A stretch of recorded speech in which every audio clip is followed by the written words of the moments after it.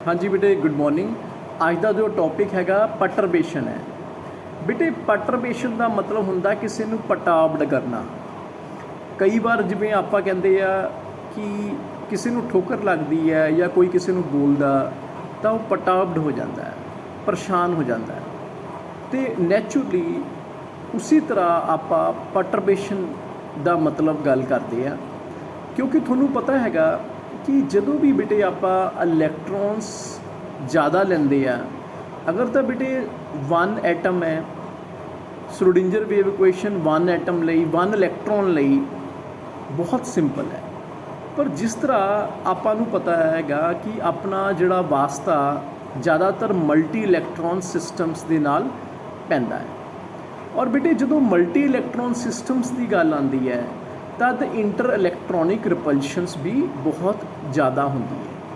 इसे करके ਆਪਾਂ ਪਿੱਛੇ ਵੇਰੀਏਸ਼ਨ ਮੈਥਡ ਪੜ੍ਹਿਆ ਸੀ ਆਪਣੇ ਪਿਛਲੇ ਲੈਕਚਰ ਸੀਰੀਜ਼ ਦੇ ਵਿੱਚ, ਔਰ ਅੱਜ ਆਪਾਂ ਟਾਈਮ ਇੰਡੀਪੈਂਡੈਂਟ ਪਰਟਰਬੇਸ਼ਨ ਥਿਊਰੀ ਪੜ੍ਹਾਂਗੇ। ਬੇਟੇ ਸ਼ੁਰੂਆਤ ਇਕੁਏਸ਼ਨ ਨੰਬਰ 1 ਦੇਖੋ, ਆਪਾਂ ਸ਼੍ਰੋਡਿੰਜਰ ਵੇਵ ਇਕੁਏਸ਼ਨ ਤੋਂ ਹੀ ਕਰਾਂਗੇ, that is H cap psi is equal to E psi. ਹੁਣ ਬੇਟੇ ਸਿੰਪਲ ਜੀ ਗੱਲ ਹੈ, ਸਾਨੂੰ ਪਤਾ ਹੈਗਾ ਕਿ ਆਪਾਂ ਇਸ ਨੂੰ ਪਟਾਬਡ ਕਰਨਾ ਹੈ। ਆਪਾਂ ਨਾ ਸਿਰਫ ਗਰਾਊਂਡ ਲੈਵਲ 'ਤੇ ਰਹਿਣਾ, ਆਪਾਂ ਉੱਪਰਲੇ ਲੈਵਲਸ ਤੱਕ ਵੀ ਜਾਣਾ ਹੈ।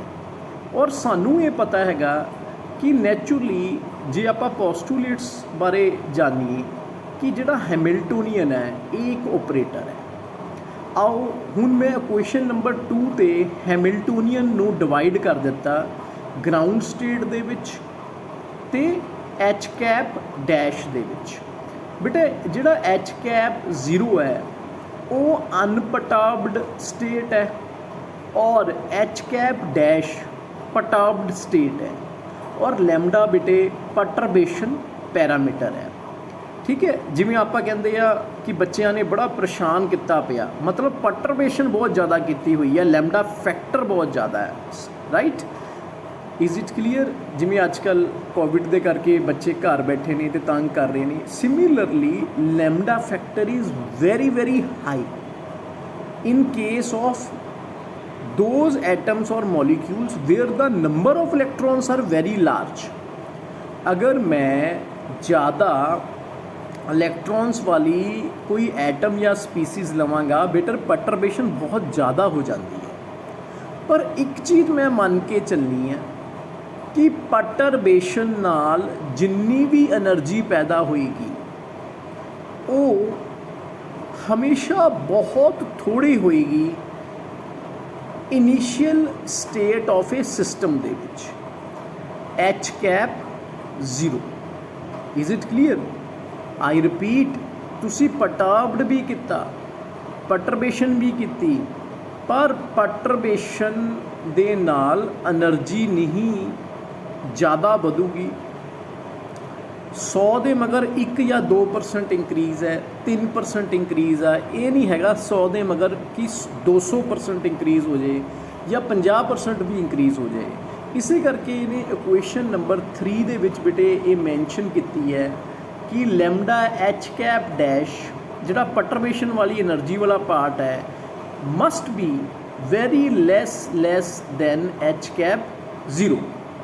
और बेटे और तुहानू पता हैगा कि अगर मैं लैम्डा दी वैल्यू 1 कर दवा, 1 का मतलब कॉन्स्टेंट मतलब लगातार तंग करना, इट मीनस मैं पटरबेशन फुल स्केल ते करती है, पटरबेशन मैं फुली अप्लाई करती है। याद रखो सिस्टम दे विच जिमें आप कार चलाते हैं, सब तो पहला स्लो चलती है, पहले गेयर च, फिर दूसरे च, फिर तीसरे च, फिर अगे अगे जो रस्ता अच्छा हो तो नैचुरली 5th और 6th गेयर तक जाती है। सिमिलरली लैम्डा स्टार्ट होंदा घट तो फिर वेरी करता और 1 तक मैक्सीमम जाता है।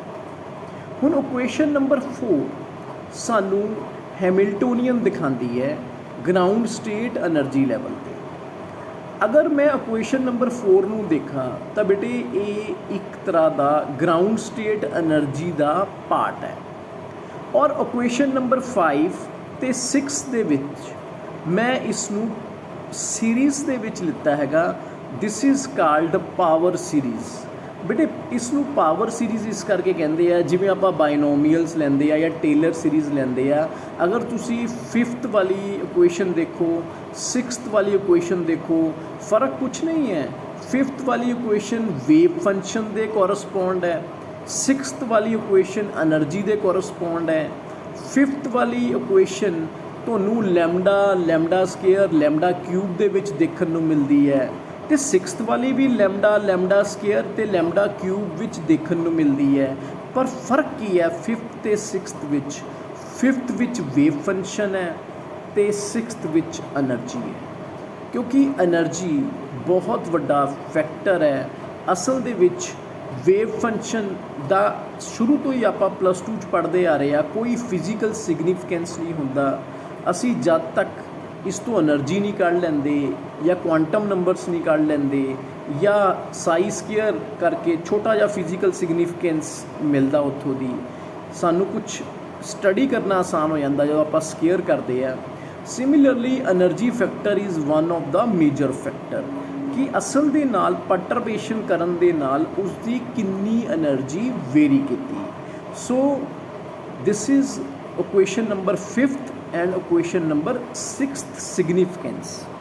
ਹਾਂਜੀ ਬੇਟੇ, ਹੁਣ ਇਸ ਸਲਾਈਡ 'ਤੇ ਦੇਖੋ ਕਿ ਨੈਚੁਰਲੀ ਇਕੁਏਸ਼ਨ ਨੰਬਰ 5th ਅਤੇ 6th ਦੇ ਵਿੱਚ ਤੁਸੀਂ ਹੈਮਿਲਟੋਨੀਅਨ ਲਗਾਇਆ in terms of wave function and in terms of energy. So ਅਸੀਂ ਕੀ ਕਰਦੇ ਆ, ਜਦੋਂ ਇਸ 5th ਅਤੇ 6th ਇਕੁਏਸ਼ਨ ਨੂੰ ਇਕੁਏਸ਼ਨ ਨੰਬਰ 1 ਦੇ ਵਿੱਚ ਆਪਾਂ ਪੁੱਟ ਕਰਦੇ ਆ, ਸਾਡੇ ਕੋਲ ਇਕੁਏਸ਼ਨ ਨੰਬਰ 7 ਬਣ ਜਾਂਦੀ ਹੈ। ਕੁਛ ਖਾਸ ਨਹੀਂ ਹੈ, ਕਿਉਂਕਿ ਤੁਹਾਨੂੰ ਪਤਾ ਹੈਗਾ H cap psi is equal to E psi Schrodinger wave equation ਹੈ। ਅਤੇ ਇਸ ਨੇ ਬੇਟੇ ਜਿਹੜਾ ਹੈਮਿਲਟੋਨੀਅਨ ਹੈ, ਹੈਮਿਲਟੋਨੀਅਨ ਨੂੰ lambda H cap dash Hamiltonian ਦੇ ਵਿੱਚ ਵੀ ਇੱਕ ਤਰ੍ਹਾਂ ਦਾ ਅਗਲਾ ਫਸਟ ਆਰਡਰ ਪੈਰਾਮੀਟਰ ਲੈ ਲਿਆ, ਜਦ ਕਿ ਵੇਵ ਫੰਕਸ਼ਨ ਦੇ ਵਿੱਚ ਇਸ ਨੇ ਲੈਮਡਾ ਲਿੱਤਾ ਅਤੇ ਬੇਟੇ ਲੈਮਡਾ ਸਕੇਅਰ ਲਿੱਤਾ। ਤਾਈਓ ਇਸ ਨੇ ਸਾਈ n1 ਦਿੱਤਾ ਹੈਗਾ ਅਤੇ ਸਾਈ n2 ਲਿੱਤਾ ਹੈਗਾ, ਮਤਲਬ ਵੇਵ ਫੰਕਸ਼ਨ 1 ਅਤੇ ਵੇਵ ਫੰਕਸ਼ਨ 2। ਬੇਟੇ ਇੱਕ ਚੀਜ਼ ਤੁਹਾਨੂੰ ਮੈਂ ਆਪਣੇ ਤਜਰਬੇ ਤੋਂ ਦੱਸ ਦਿੰਦਾ, ਜਦੋਂ ਵੀ ਤੁਸੀਂ ਹੈਮਿਲਟੋਨੀਅਨ ਲੈਣਾ, ਤੁਸੀਂ ਇੱਕ ਆਰਡਰ ਨੀਚੇ ਲੈਣਾ as compare to wave function. ਅਗਰ ਮੈਂ ਥਰਡ ਆਰਡਰ ਆਈ ਰਿਪੀਟ, ਅਗਰ ਮੈਂ ਥਰਡ ਆਰਡਰ ਵੇਵ ਫੰਕਸ਼ਨ ਲਵਾਂਗਾ ਤਦ ਬੇਟੇ ਮੈਨੂੰ ਹੈਮਿਲਟੋਨੀਅਨ ਸੈਕਿੰਡ ਆਰਡਰ ਤੱਕ ਲੈਣਾ ਪਏਗਾ। ਔਰ ਸੋਚੋ ਅਗਰ ਮੈਂ 4th ਆਰਡਰ 'ਤੇ ਲਵਾਂਗਾ ਤਾਂ ਮੈਨੂੰ ਹੈਮਿਲਟੋਨੀਅਨ ਥਰਡ ਆਰਡਰ ਤੱਕ ਲੈਣਾ ਪਏਗਾ। ਸੋ ਨੈਚੁਰਲੀ ਨੀਚੋਂ ਹੀ ਆਪਾਂ ਨੂੰ ਇੱਕ ਤਰ੍ਹਾਂ ਦਾ ਕਹਿ ਲਓ ਕਿ ਨੀਚੋਂ ਹੀ ਧੱਕਾ ਪੈਂਦਾ ਉੱਪਰ ਨੂੰ। ਉਸੇ ਤਰ੍ਹਾਂ ਅਲਟੀਮੇਟਲੀ ਸਾਨੂੰ ਪਰਟਰਬੇਸ਼ਨ ਕਰਨ ਦਾ ਮਤਲਬ ਇਹੀ ਹੁੰਦਾ ਹੈ, ਕਿਉਂਕਿ ਐਨਰਜੀ ਥੱਲਿਓਂ ਤੋਂ ਉੱਪਰ ਵੱਧਦੀ ਹੈ, ਰਾਈਟ। ਅਦਰਵਾਈਜ਼ ਅਗਰ ਸਿਸਟਮ ਉੱਪਰੋਂ ਨੀਚੇ ਆਏਗਾ ਫਿਰ ਉਹ ਪਰਟਰਬੇਸ਼ਨ ਨਹੀਂ ਹੋਏਗਾ। ਪਰਟਰਬੇਸ਼ਨ ਹਮੇਸ਼ਾ ਐਨਰਜੀ ਨੂੰ ਇੰਕਰੀਜ਼ ਕਰਦੀ ਹੈ। ਅਤੇ ਅਗਰ ਤੁਸੀਂ ਰਾਈਟ ਹੈਂਡ ਸਾਈਡ ਇਕੁਏਸ਼ਨ ਦੇਖੋ, ਇਸ ਨੇ 2 ਬ੍ਰੈਕਟਸ ਪਾਈਆਂ ਹੈਗੀਆਂ। ਪਹਿਲੀ ਬ੍ਰੈਕਟ ਦੇ ਵਿੱਚ ਐਨਰਜੀ ਦਾ ਪੈਰਾਮੀਟਰ ਲਿੱਤਾ ਹੈਗਾ, ਸੈਕਿੰਡ ਬ੍ਰੈਕਟ ਦੇ ਵਿੱਚ ਬੇਟੇ ਵੇਵ ਫੰਕਸ਼ਨ ਲਿੱਤਾ ਹੈਗਾ। ਔਰ ਇਸ ਨੇ ਲਾਈਕ ਟਰਮਸ ਨੂੰ ਬਰਾਬਰ ਕਰ ਦਿੱਤਾ, ਕਿਉਂਕਿ ਨੈਚੁਰਲੀ ਜ਼ੀਰੋ ਵਾਲਾ ਪਾਰਟ ਇੱਕ ਪਾਸੇ ਲੈ ਗਿਆ, ਮਾਈਨਸ ਆ ਗਿਆ EN0, ਔਰ ਬਾਕੀ ਫਸਟ ਆਰਡਰ ਅਤੇ ਬਾਕੀ ਆਰਡਰਸ ਨੂੰ ਕੰਸੀਡਰ ਕਰ ਦਿੱਤਾ। ਫਿਰ ਇਸ ਨੇ ਕਿਹਾ ਕਿ ਆਪਾਂ ਤਾਂ ਇਹ ਜਾਣਦੇ ਹੈਗੇ ਹਾਂ ਕਿ ਲੈਮਡਾ ਦੀ ਵੈਲਿਊ ਆਪਣੀ ਆਰਬੀਟਰੇਰੀ ਹੁੰਦੀ ਹੈ। ਮੈਂ ਤੁਹਾਨੂੰ ਪਹਿਲਾਂ ਵੀ ਦੱਸਿਆ ਹੈਗਾ ਕਿ ਬੇਟੇ ਲੈਮਡਾ ਅਗਰ ਘੱਟ ਹੋਵੇ ਪਰਟਰਬੇਸ਼ਨ ਘੱਟ ਹੈ, ਲੈਮਡਾ ਜ਼ਿਆਦਾ ਹੋਵੇ ਪਰਟਰਬੇਸ਼ਨ ਜ਼ਿਆਦਾ ਹੈ। ਲੈਮਡਾ ਪਰਟਰਬੇਸ਼ਨ ਫੈਕਟਰ ਹੈ। ਅਗਰ ਲੈਮਡਾ ਦੀ ਵੈਲਿਊ 1 ਹੋ ਗਈ ਤਾਂ ਮਤਲਬ ਕੀ ਹੈਗਾ ਕਿ ਪਰਟਰਬੇਸ਼ਨ ਕੌਂਸਟੈਂਟ ਹੋ ਜਾਏਗਾ। ਬੇਟੇ ਇਕੁਏਸ਼ਨ ਨੰਬਰ 8 ਦੇਖੋ, 9th ਦੇਖੋ ਅਤੇ 10th ਦੇਖੋ, ਕੋਈ ਘਬਰਾਉਣ ਦੀ ਜ਼ਰੂਰਤ ਨਹੀਂ, ਬਹੁਤ ਆਸਾਨ ਹੈ। 8th ਨੰਬਰ 0th ਲੈਵਲ ਦੀ ਗੱਲ ਕਰ ਰਹੀ ਹੈ। 9th equation first order energy level ਤੱਕ ਦੀ ਗੱਲ ਕਰ ਰਹੀ ਹੈ, ਕਿਉਂਕਿ ਉਹਦੇ ਵਿੱਚ EN1 ਹੈ। ਔਰ 10th ਇਕੁਏਸ਼ਨ ਬੇਟੇ ਸੈਕਿੰਡ ਵੇਵ ਫੰਕਸ਼ਨ ਤੱਕ ਦੀ ਗੱਲ ਕਰਦੀ ਹੈ ਅਤੇ ਸੈਕਿੰਡ ਐਨਰਜੀ ਦੀ ਗੱਲ ਕਰਦੀ ਹੈ, EN2 ਹੈ। देखो एक चीज़ है, ये बेटे डीजनरेट परटर्बेशन थ्योरी है।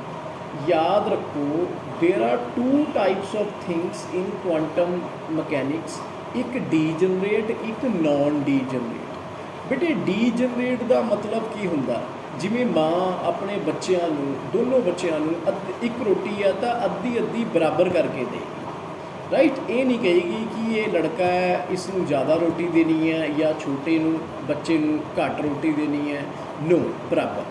सिमिलरली एग्जांपल के तौर पर तुहानूं समझा रहे हैं कि डीजनरेट का मतलब हुंदा है बराबर बराबर एनर्जी लैवल्स, क्योंकि जो साइंटिस्ट ने इन्हां दियां वैल्यूज़ कैलकुलेट कीतियां और गैप देखिया 0 तो 1 का, 1 तो 2 का, 2 तो 3 का, 3 तो 4 का, मतलब delta L plus minus 1, right. ਜਿਹੜੇ एनर्जी गैप ने उन्होंने 1-1 के डिफरेंस के विच गैप देखिया, तद ये देखिया कि एनर्जीज लैवल्स जड़े ने वो बिल्कुल बराबर आ रहे हैं, इस करके इसका नाम डीजनरेट पिया। पर बेटे जो आप नैचुरली जे आप पिछे क्लासिकल मकैनिक्स देखिए या आप क्वांटम वेव क्वांटम मॉडल देखिए या आप हारमोनिक ऑसीलेटर देखिए, ਉਹਦੇ ਵਿੱਚ ਤੁਹਾਨੂੰ ਪਤਾ ਹੈਗਾ ਇੱਕ ਯੂ ਬਣਦਾ ਸੀ, ਯੂ ਦੇ ਵਿੱਚ ਜਿਹੜੀਆਂ ਕਰਵਸ ਆਉਂਦੀਆਂ ਸੀ, ਮੈਂ ਆਪਣੇ ਪਿਛਲੇ YouTube ਲੈਕਚਰ 'ਤੇ ਤੁਹਾਨੂੰ ਦੱਸਿਆ ਸੀ ਕਿ ਉਹ ਯੂ ਦੇ ਵਿੱਚ ਜਿੰਨੀਆਂ ਕਰਵਸ ਹੈਗੀਆਂ ਉਹ ਕੀ ਹੈਗੀਆਂ ਡੀਜਨਰੇਟ, ਅਤੇ ਜਿਹੜੀਆਂ ਬਾਹਰ ਹੈਗੀਆਂ ਉਹ ਕੀ ਹੈਗੀਆਂ ਨੌਨ ਡੀਜਨਰੇਟ। ਇਸ ਦਾ ਮਤਲਬ ਨੌਨ ਡੀਜਨਰੇਟ ਵੀ ਆਪਾਂ ਸਟੱਡੀ ਕਰਨਾ ਹੈ। ਸੋ ਲੈਟ ਅਸ ਨਾਓ ਕੰਸੀਡਰ नॉन ਡੀਜਨਰੇਸੀ, क्योंकि खेल जो बिगड़ता है उदों ही मज़ा आता है, तो नॉन ਡੀਜਨਰੇਸੀ के नाल ही सानू अलग अलग एनर्जी लैवल्स मिलते हैं। हाँ जी बेटे, क्वेश्चन नंबर 10 तक आप ये देखा है। Question number 8, 9, 10 zero order, first order तो सैकेंड ऑर्डर, और जो असी इसका एनर्जी लैवल चैक किया, it must comes out to be same. मतलब मैं पहला भी थोड़ा डिस्कस कर चुके हैं कि ये डीजनरेट आया। हुण आओ आपां परटर्बेशन स्टडी करिए, तो परटर्बेशन के नाल नॉन डीजनरेसी किस तरह कंसीडर होती है। अज का बेटे जो टॉपिक है वो सब तो पहला हैगा first order correction. First order correction का मतलब ये हैगा कि आपां क्वेश्चन नंबर 11 देखिए, आपां बेटे जिमें H cap psi is equal to E psi नूं हैमिल्टोनियन नूं दो पार्ट्स दे विच डिवाइड कर दिता। एक देखो बड़ा ध्यान नाल, एक आपां एच कैप 0 लेता हैगा, सैकेंड फैक्टर देख रहा मैं लैफ्ट हैंड साइड ते क्वेश्चन नंबर 11, जिहदे विच ये परटर्ब्ड कर रहा एवरेजिंग कर रहा, क्योंकि जी ब्रैकेट है एवरेजिंग दी है, एक्सपैक्टेशन दी है। बेटे एवरेजिंग नूं एक्सपैक्टेशन वैल्यू भी कहती है। याद रखो ਜਿਹੜੀ ਇਹ ब्रैकेट पाई है, ਜਦੋਂ भी ਤੁਹਾਨੂੰ किते भी देखने ਨੂੰ मिल जाए लैसर दैन साइन और ग्रेटर दैन साइन वाली, शुरू लैसर दैन साइन तो हो रही है, खत्म ग्रेटर दैन साइन तो हो रही है, ये एवरेजिंग दी होंदी है। और जिथे बेटे एवरेजिंग होंदी है उत्थे एक्सपैक्टेशन वैल्यू आती है। ਉਹਦੇ बारे मैं पहला भी ਤੁਹਾਨੂੰ अपनी यूट्यूब वीडियो ਤੁਹਾਨੂੰ अपनी ऑलरेडी डिस्कस कर चुके हैगा।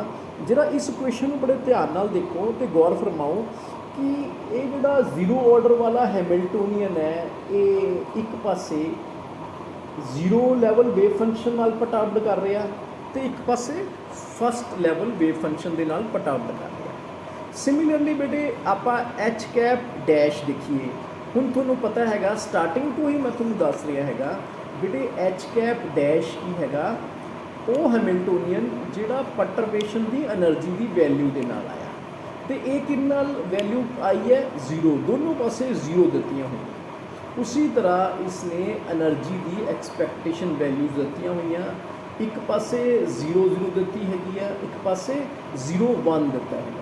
बट देखने में थोड़ा जिहा टफ लगता, पर तुसी नैचुरली सियाणे हो। अगर सिंपल जी गल है, अगर फस्ट ऑर्डर करना हैगा तो मैं लवांगा एक पासे 0 0 0 0 तो मैं लेना ही लेना ग्राउंड स्टेट, तो एक पासे लवांगा 0 1। अगर मैं सैकेंड ऑर्डर करना हैगा तो फिर तुसी आप सियाणे हो, हैमिल्टोनियन 0 0 0 1, हैमिल्टोनियन एक थल्ले ही रहेगा, जबकि वेव फंक्शन 0 0 0 1 0 2 वो सैकेंड ऑर्डर च आप देखांगे। सिर्फ मैं समझाने लिए थोड़ा दस रहा। तो बेटे इसने साफ किया कि जोड़ा अपना ग्राउंड स्टेट का हैमिल्टोनियन है ਜੇ ਆਪਾਂ ਉਸ ਨੂੰ ਦੇਖੀਏ ਤਾਂ ਆਪਣੀ ਜਿਹੜੀ ਸੈਕਿੰਡ ਟਰਮ ਹੈਗੀ ਹੈ ਇਕੁਏਸ਼ਨ ਨੰਬਰ 11 ਦੇ ਵਿੱਚ ਉਹ ਇੱਕ ਤਰ੍ਹਾਂ ਦੀ ਰਿਡਿਊਸ ਕਰ ਜਾਏਗੀ ਫਸਟ ਆਰਡਰ એનર્ਜੀ ਲੈਵਲ ਔਰ ਇੱਕ ਤਰ੍ਹਾਂ ਦੇ ਬੇਟੇ ਮੈਟ੍ਰਿਕਸ ਬਣ ਜਾਣਗੇ। ਮੈਟ੍ਰਿਕਸ ਮਤਲਬ ਜਿਵੇਂ ਡਿਟਰਮੀਨੈਂਟਸ ਤੁਸੀਂ ਪੜ੍ਹੇ ਨੇ ਮੈਥੇਮੈਟਿਕਸ ਦੇ ਵਿੱਚ, ਜਿਵੇਂ ਕਿ ਸੈਕੂਲਰ ਡਿਟਰਮੀਨੈਂਟਸ, ਤੇ ਇਕੁਏਸ਼ਨ ਨੰਬਰ 13 ਬਿਕਮ ਮੈਟ੍ਰਿਕਸ। ਤੇ ਬੇਟੇ ਯਾਦ ਰੱਖੋ ਕਿ ਜਿਹੜੀ ਇਹ ਮੈਟ੍ਰਿਕਸ ਨੇ ਇਹ ਬੜੇ ਇੰਪੋਰਟੈਂਟ ਹੁੰਦੇ ਨੇ, ਕਿਉਂਕਿ ਮੈਟ੍ਰਿਕਸ ਨੂੰ ਆਪਾਂ ਡਾਇਗਨਲੀ ਮਲਟੀਪਲਾਈ ਕਰਦੇ ਆ, ਫਿਰ ਮਾਈਨਸ ਕਰਕੇ ਇਕੁਅਲ ਟੂ 0 ਕਰ ਦਿੰਦੇ ਆ, ਕਿਉਂਕਿ ਅਸੀਂ ਇਹ ਮੰਨ ਕੇ ਚੱਲਦੇ ਆ ਕਿ ਇਸ ਦੀ ਵੈਲਿਊਜ਼ ਰਿਡਿਊਸਿਬਲ ਰਿਪਰੈਜ਼ੈਂਟੇਸ਼ਨਸ ਦੇ ਵਿੱਚ એનર્ਜੀ ਦੀ ਵੈਲਿਊ 0 ਆਏ, ਰਾਈਟ, ਤਾਂ ਕਿ ਸਾਡੇ ਕੋਲ ਅਲੱਗ-ਅਲੱਗ ਫੈਕਟਰਸ ਕੰਸੀਡਰ ਹੋ ਸਕਣ। ਹੁਣ ਦੇਖੋ ਆਪਾਂ ਨੂੰ ਮੈਟ੍ਰਿਕਸ ਨਹੀਂ ਸੋਲਵ ਕਰਨਾ, ਸਿਰਫ ਤੇ ਸਿਰਫ ਆਪਾਂ એનર્ਜੀਸ ਲੈਵਲਸ ਬਾਰੇ ਜਾਣਨਾ, ਕਿਉਂਕਿ ਜੋ ਆਪਣਾ ਕੰਮ ਹੈ ਕਿ ਸਾਡਾ ਅਸੀਂ ਪਟਾਬਡ ਕੀਤਾ, ਫਸਟ ਆਰਡਰ ਪਰਟਰਬੇਸ਼ਨ ਕੀਤੀ, ਤੇ ਬੇਟੇ ਉਸ ਦੀ ਜਿਹੜੀ એનર્ਜੀ ਵੈਲਿਊ ਹੈ ਉਹ ਕਿੰਨੀ ਹੈ। ਸੋ ਦੀ first order correction to the energy is ਦਸ ਦੀ ਐਕਸਪੈਕਟੇਸ਼ਨ ਵੈਲਿਊ, ਬ੍ਰੈਕਟ 'ਚ ਪਾਇਆ ਐਵਰੇਜ। ਮੈਂ ਤੁਹਾਨੂੰ ਪਹਿਲਾਂ ਵੀ ਦੱਸ ਚੁੱਕਿਆ ਹੈਗਾ ਕਿ ਐਕਸਪੈਕਟੇਸ਼ਨ ਵੈਲਿਊ ਮਤਲਬ ਐਵਰੇਜ ਵੈਲਿਊ। ਕੁਆਂਟਮ ਦਾ ਇੱਕ ਟਰਮ ਹੈ, ਐਵਰੇਜ ਨਹੀਂ ਬੋਲਦੇ, ਐਕਸਪੈਕਟੇਸ਼ਨ ਬੋਲਦੇ, of the perturbation Hamiltonian over the corresponding unperturbed state of the system. ਦੇਖੋ ਬੇਟੇ ਇਸ ਨੂੰ ਸਮਝਣ ਦੇ ਲਈ ਮੇਰੇ ਵਾਲਾ ਫਾਰਮੂਲਾ ਅਪਣਾਓ ਜੋ ਮੈਂ ਆਪਣੇ ਦਿਮਾਗ 'ਚ ਰੱਖਦਾ ਹੈਗਾ ਕਿ ਨੈਚੁਰਲੀ ਅਗਰ ਮੈਂ ਸੈਕਿੰਡ ਆਰਡਰ ਵੇਵ ਫੰਕਸ਼ਨ लगाना है, ਸੈਕਿੰਡ ਆਰਡਰ ਪਰਟਰਬੇਸ਼ਨ ਜਾਂ ਸੈਕਿੰਡ ਆਰਡਰ ਕਰੈਕਸ਼ਨ ਕਰਨੀ ਹੈ, ਹੈਮਿਲਟੋਨੀਅਨ ਦਾ ਮੈਂ ਆਰਡਰ ਹਮੇਸ਼ਾ ਘੱਟ ਰੱਖਾਂਗਾ, ਔਰ ਅਗਰ ਮੈਂ ਫਸਟ ਆਰਡਰ ਰੱਖਣੀ ਹੈ ਤਾਂ ਫਸਟ ਆਰਡਰ ਦੇ ਨੀਚੇ ਕਿਹੜਾ ਹੋਏਗਾ 0। ਇਸੇ ਕਰਕੇ ਉਸਨੇ 0 ਨੂੰ ਅਨਪਰਟਰਬਡ ਗਿਆ। ਆਈ ਰਿਪੀਟ, ਹੁਣ ਤੁਸੀਂ ਇਸ ਗੱਲ ਨੂੰ ਸਮਝ ਕੇ ਹੋਵੋਗੇ, ਦੀ first order correction to the energy is ਦਸ the expectation value of the perturbation Hamiltonian over the corresponding unperturbed state of the system। otherwise क्योंकि जेड़ा बेटे h कैप 0 है वो की है अनपरटर्ब्ड स्टेट है। अगर ये सैकेंड स्टेट होंदा तो फिर ये अनपरटर्ब्ड स्टेट नहीं आंदा, ये 0 लैवल आंदा ते फस्ट आंदा। हाँ जी बेटे इस स्लाइड ते देखो, first order correction to the wave function, right, to the energy नहीं है, वेव फंक्शन है। देखो बेटे गल उही निकलनी है जो कि मैं पहला भी थोड़े नाल डिस्कस किया है। अगर तुसी देखते हो कि एक वेव फंक्शन होंदा की है, एक वेव फंक्शन लीनियर कॉम्बीनेशनस होंदा, जिवें आपां स्केलर क्वांटिटीज़ नूं प्लस करते हैं, क्योंकि असी ये मन के चलते हैं कि ग्राउंड स्टेट ते जिहड़ा बेटे वेव फंक्शन है ये अनपरटर्ब्ड होंदा है, इसनूं असी परटर्ब्ड बाद च करते हैं। तो इसने इक्वेशन नंबर 14 दे विच समेशन लिता हैगा और समेशन लैके इसनूं लिखिया हैगा। सिंपल जी गल है, असी 1 लैवल तो चलांगे, जिन्ने मर्जी लैवल आ जान अप टू इनफिनिटी, ताइयों समेशन दी लोअर लिमिट 1 रखी गई है तो अपर लिमिट इनफिनिटी रखी गई। हुण बेटे इक्वेशन नंबर 14 नूं मैं इक्वेशन नंबर 9 दे नाल 9 सबस्टिट्यूट कर रहा और मल्टीप्लाई कर रहा lesser then bracket Sai m0 की, क्योंकि मैनू पता कि मैं एक एक्सपोनेंट करना है, कोफिशिएंट करना है, जो कि मैं ये देखना चाहता हैगा कि वेव फंक्शन विच देखो एनर्जी विच फंक्शन तो बेटे जो आप परटर्ब्ड किया एनर्जी विच तो आपां नूं इमीडिएटली नज़र आया, पर वेव फंक्शन दे विच की फर्क पेगा। सो उसने जो इसनूं एक्सपैक्टेशन करके ए दी वैल्यू कड्डी, ए दी value m h cap dash n, m ते n बेटे ऑर्डर्स ने, जिवें आपां लै लैंदे आ एनर्जी लैवल्स ने, फस्ट नूं आपां 0 ले लिया या 0 नूं 0 ले लिया, 1 नूं 1 ले लिया, 2 नूं 2 ले लिया, m n o p q r s, इस तरह कई लोग ऑर्डर्स ले लेंगे। ਹੁਣ ਇਸਨੇ ਇੱਕ ਕੋਫੀਸ਼ੀਐਂਟ ਕੱਢ ਲਿਆ, ਐਕਸਪੋਨੈਂਟ ਕੱਢ ਲਿਆ, ਕੋਫੀਸ਼ੀਐਂਟ ਕੱਢ ਲਿਆ। याद रखो अगर इक्वेशन नंबर 15 ज़ीरो हो जाएगी अगर ये नॉर्मलाइजेशन लग जाएगी। याद है शुरू तो ही मैं थोड़ा कह रहा कि वरेशन थ्योरम जदों भी एप्लीकेबल होंदी है denominator must be normalised. Denominator बेटे पिछले यूट्यूब वीडियो च भी थोड़ा मैं मैंशन किया, इट मस्ट बी नॉर्मलाइज्ड। तो इसे करके इसने क्वेश्चन नंबर 17 ते 18 दे विच सानू एनर्जी ते वेव फंक्शन दस्या हैगा। वेव फंक्शन का मतलब की है, क्योंकि वेव फंक्शन देखो बेटे वही वेव फंक्शन है जिहड़ा कि ज़ीरो ऑर्डर तो स्टार्ट होया।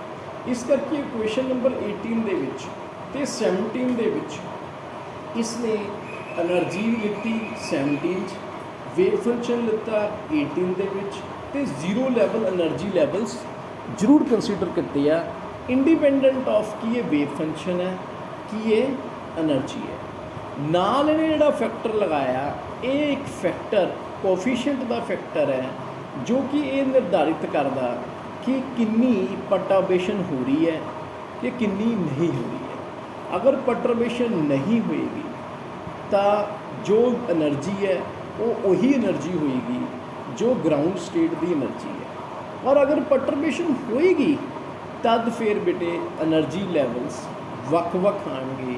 सिमिलरली जिमें कि तुसी अपने स्टाक इफैक्ट पढ़िया अपना